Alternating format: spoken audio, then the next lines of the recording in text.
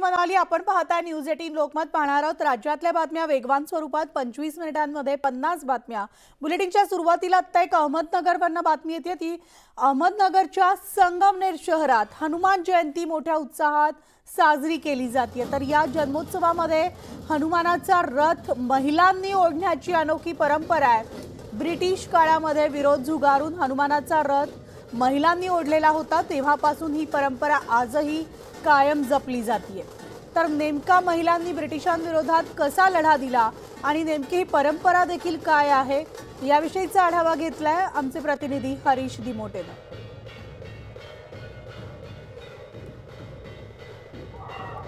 अहमदनगर जिल्ह्यातील संगमनेर शहरामध्ये हनुमान जयंतीच्या निमित्ताने एक आगळीवेगळी परंपरा जपली जाते. ब्रिटिश काळापासून या ठिकाणी महिलांना हनुमानाचा रथ ओढण्याचा मान दिला जातोय.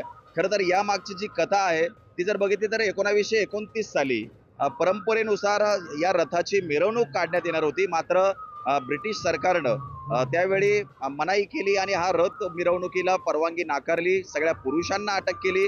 त्यामुळे परंपरा खंडित होते की काय अशी भीती असताना या परिसरातल्या ज्या महिला आहेत त्या जमा झाल्या आणि झुंबरबाई औसक या महिलेनं पुढाकार घेतला आणि अनेक महिला एकत्र जमा झाल्या आणि त्यांनी या रथ जो आहे याची मिरवणूक काढली. तेव्हापासून कुठेतरी ही जी परंपरा आहे ती अखंडितपणे सुरू आहे. ज्या पोलिसांनी या रथ ओढण्यास विरोध केलेला होता त्यांनाच त्यावेळी नमावं लागलं आणि ब्रिटिश सरकारने नंतर परवानगी दिली आणि प्रत्येक वेळी ब्रिटिश सरकारचे जे पोलीस असायचे ते झेंडा घेऊन यायचे आणि या रथावरती लावायचे आणि ती रथ मिरवणूक निघायची आणि महिला रथ ओढायच्या. तीच परंपरा आजही जपली जाते.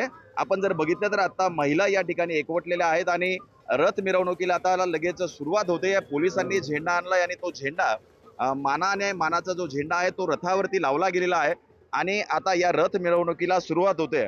त्यामुळे कुठेतरी या रणरागिणी ज्या महिला आहेत यांना जो मान दिला गेलाय तो आजही जपला जातोय. अनेक दशकापासूनची ही परंपरा संगमनेरमध्ये जपली जाताना बघतोय. हरीश दिमोटे, न्यूज 18 लोकमत, अहमदनगर. आणि यानंतर आपण पाहणार आहोत 25 मिनिटांमध्ये 50 बातम्या.